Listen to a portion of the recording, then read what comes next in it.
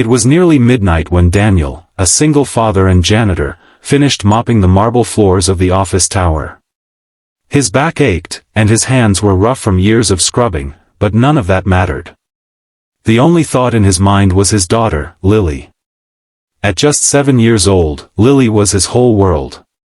He had promised her one thing: even if he couldn't give her the best toys, the nicest clothes, or a big house, she would never go to bed hungry. So, on his way home, Daniel stopped at a small diner. He ordered one warm meal, enough for Lily to eat when she woke up for school in the morning. Money was tight, he hadn't eaten himself all day, but he didn't care. That meal was for her. As he walked back, balancing the takeout box in his hand, he noticed an old couple sitting on a bench outside the bus stop.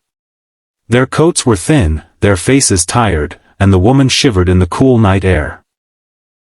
The man gently wrapped his arm around her, whispering words of comfort, but Daniel could see it: they hadn't eaten in a long while. He froze. His stomach growled, reminding him of his own hunger. His heart twisted when he thought of Lily waiting for her breakfast. But then he looked again at the couple, frail, hungry, forgotten by the world. Slowly, Daniel walked over. "Excuse me," he said softly. "I don't have much, but, please, take this." He handed them the warm meal. The old woman's eyes filled with tears. The man tried to protest, but Daniel insisted. "It's okay. You need it more than we do." He walked away quickly, afraid his own tears would fall. In his mind, he whispered a quiet apology to Lily. "I'll find a way tomorrow, sweetheart. I promise." What Daniel didn't know was that someone had been watching. From the corner of the diner parking lot, a man in a tailored suit had witnessed the entire exchange. He was Mr. Thompson, the CEO of the very company Daniel worked for. Unlike most executives, Mr. Thompson often stayed late to see how his building was cared for. And tonight, he had seen something he couldn't ignore. The next morning, Daniel showed up to work, exhausted but ready. As he pushed his mop bucket down the hallway, his supervisor rushed over. "The CEO wants to see you." Immediately. Daniel's heart sank. Had he done something wrong? Was he about to lose the only job keeping food, barely, on the table? He nervously entered the CEO's office. Mr. Thompson stood by the window, his eyes steady but kind. "Daniel," the CEO began, "last night, I saw what you did." Daniel froze. His mind raced. Did I break some rule? Was I not supposed to be there?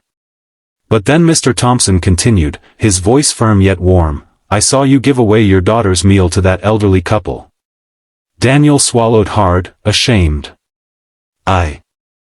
I couldn't just walk past them, sir. They looked so hungry. I'll find another way for my daughter." There was a long silence. Then the CEO smiled gently. "You remind me of my father," he said. "He worked 3 jobs to raise me, and he always put others before himself. That kind of heart is rare. And it's exactly the kind of person this world needs more of." Daniel didn't know what to say. Mr. Thompson walked over and placed a hand on his shoulder. "From today, you won't be mopping floors anymore. I'm offering you a new position, better pay, better hours. And," he paused, his voice softening, "I'd like to set up a scholarship fund for Lily. Every child deserves a fair chance." Tears blurred Daniel's vision. He tried to speak, but no words came. All he could do was nod, overwhelmed by gratitude. That night, Daniel returned home with more than just food, he carried hope. When he placed a warm dinner in front of Lily, he told her, "See, sweetheart. Kindness always finds its way back." And for the first time in years, Daniel felt something he had almost forgotten: security, dignity, and the promise of a brighter future. Because sometimes, the smallest act of kindness doesn't just feed the hungry. It changes lives forever. Even when you feel like you have nothing to give, your kindness can open doors you never imagined. Someone is always watching, and sometimes, your goodness is the key to blessings you didn't see coming.